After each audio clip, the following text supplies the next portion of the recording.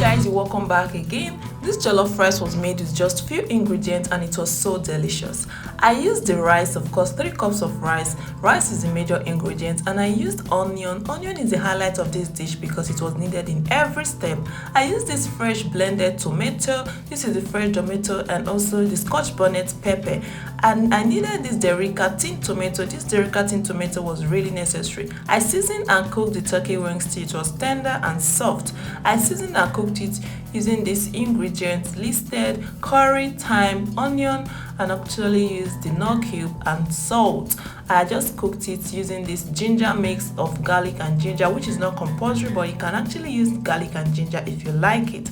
After that, I allowed my meat to cook while I parboiled my rice. This is the basmati rice. I'm using 3 cups of basmati rice. I parboiled it in a different pot and I just allowed it to cook. While my meat was ready, I fried these turkey wings, of course using the vegetable oil.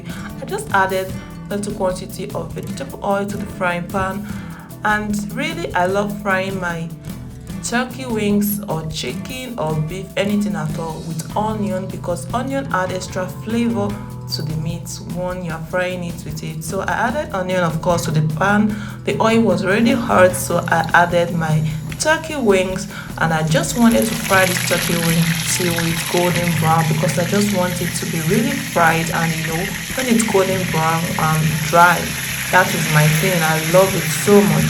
I don't really love my meat half fried, and so I just fried my turkey wings till it was golden brown. While my meat was frying, of course, I used this frying pan cover to protect it from spreading around. I just washed the parboiled rice I already placed on fire before now. My meat was ready, and this turkey wings was so dry and crunchy and yummy and still juicy inside. I fried the remaining turkey wings till everything was ready. These turkey wings, as you can see, if you look at it, you will see it's well fried and golden brown, but still inside is juicy and soft and yummy. It tasted so nice. So I just needed to use this pot I cooked the meat with. I poured out the stock, which is the meat water, into a different plate while I placed the pot back on fire. As you can see, this oil is from the turkey, the oil you are seeing inside the pot.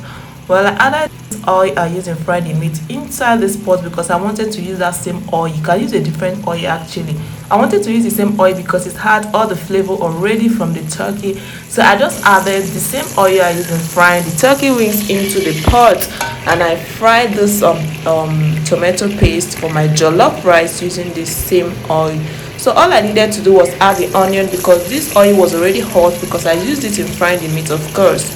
So I added my onion and I stirred gently because I wanted to add the tin tomato. I told you guys I'll be using the tin tomato and the fresh tomato as well. So I stirred gently while I added this tin tomato. I used the Rica tin tomato. The Rica is actually one of the best tomato I use. Well, I added just 1 spoon of the Rica tin tomato because it actually added all the color I needed for this jollof rice. It makes the stew for this jollof pop well. And I added the fresh blended tomato. This is the fresh tomato I blended, and I added it as well. As you can see, it's quite watery, so I'm going to really need to stir properly and fry for a little while. I added curry powder to this pot as well, and I needed to add thyme because it actually added extra flavor to the jollof. That is how I cook my jollof rice, guys. I added thyme and curry powder at this stage, and I mixed thoroughly and allowed it to fry for a while. While my tomato was still, as you can see, it's just still fresh. I allowed it to fry for a few minutes because I wanted it to really look dry a bit. As you can see, it's beginning to reduce the quantity and it's really cool. Now I added the knor cubes. Adding the knor cube at this stage is just what I love most. I don't know how you guys cook yours, but this is just what I love most. It actually make everything blend well because my knor cube is usually blocked, so when I add it, everything melts gradually. And after that, I stir gently while I added the other ingredients. Of course, there is no jollof rice without fresh pepper and crayfish. I don't usually blend my fresh pepper.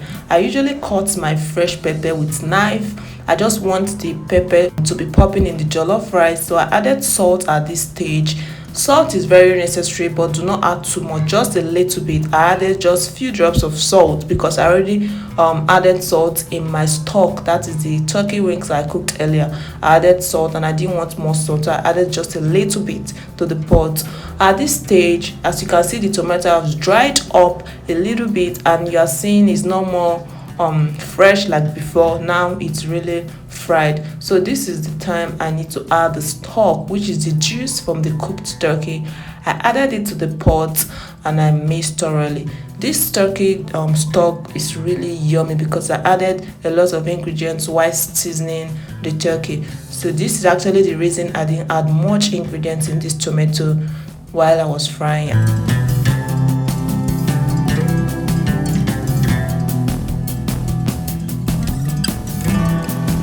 Now I added fresh pepper. This fresh pepper I chopped it with knife, that's why you are seeing it's not really smooth because I wanted it to pop in the jollof. So I also added the crayfish, which is very important. I added 1.5 spoon of crayfish, just a tablespoon, not much. And then I added it and turned or stirred gently because I wanted everything to mix properly.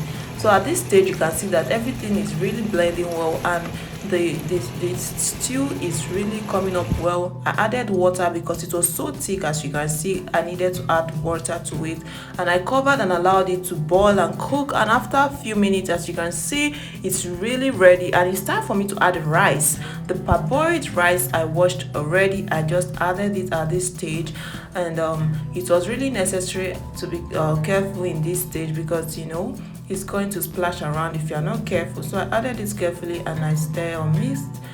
After that, you can see the water I added, it's not really much because I really added just little water after adding the stock. That's because I didn't want this rice to be so soft or soggy because at this stage you need to be careful while adding water.